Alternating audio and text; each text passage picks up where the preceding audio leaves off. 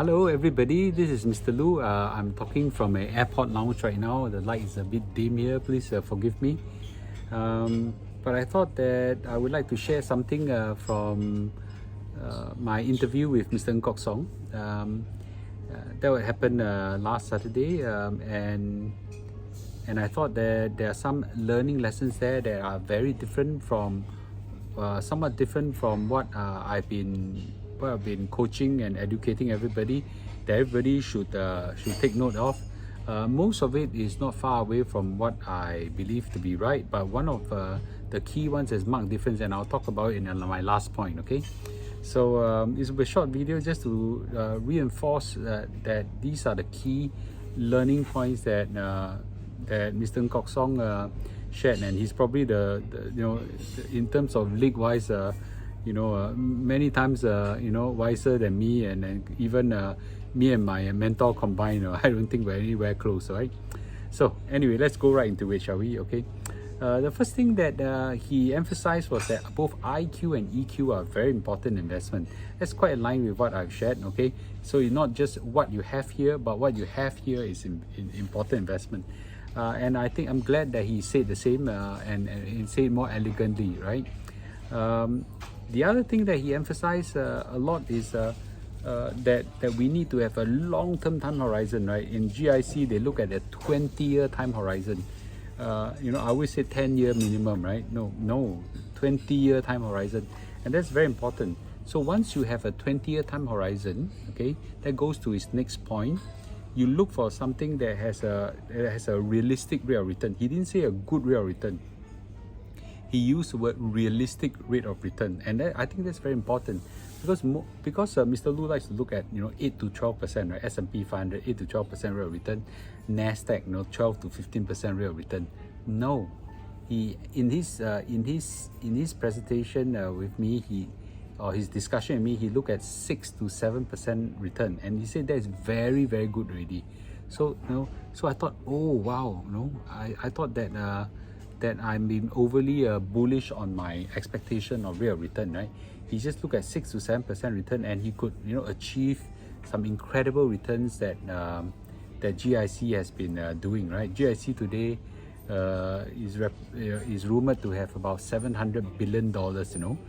Half of it comes from our surpluses from National Reserve, and half of it comes from of investment return, right? Okay, so excuse me, I'm in airport lounge right now. Okay,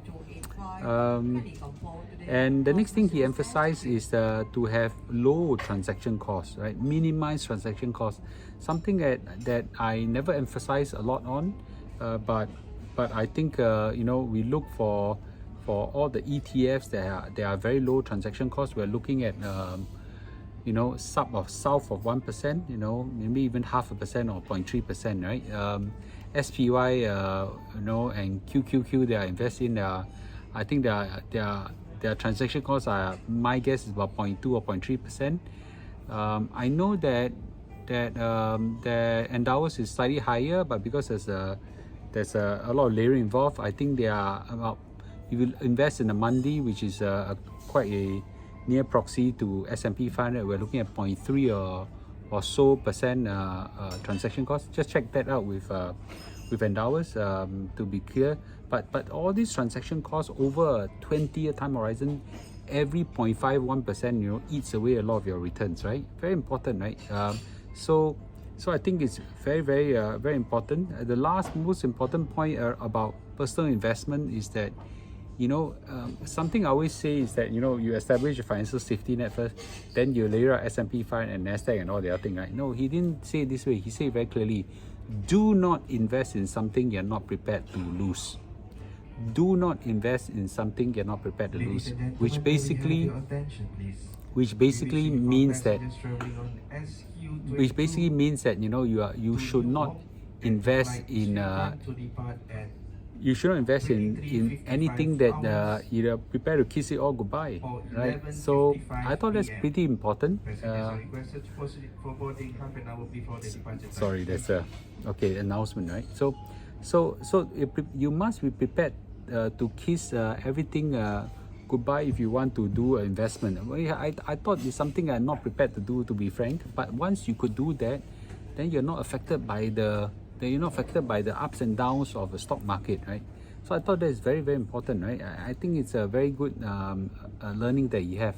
The last thing that I want to share is that this one he say quite starkly different from how Mr. Lu does it. Is that he when I asked him about S&P 500 and his views towards it, he viewed that his S&P 500 is too overly US concentrated. He would prefer a globally diversified index, for example, the MSCI World Index or equivalent.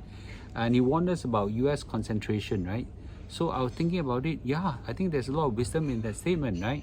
So I'm now rethinking whether I want to rebalance my portfolio more towards global than just S&P 500 or US centric, right? Even my NASDAQ is US centric. So and I see it even in the MSCI World Index, 70% would be towards US anyway, right? So that's very different from what Mr. Lu is sharing.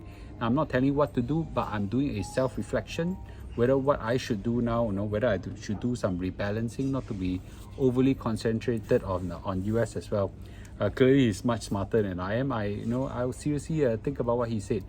Now, he clearly has a huge following right now on TikTok on personal finance. Just go and join his channel. He has 60,000 followers right now. Far ahead of all the other presidential candidates. Do take note of catch a lot of what his personal sharing is. He shared about this concept called SHIELD, SHIELD. 1 million people have watched it. That's my interview with him.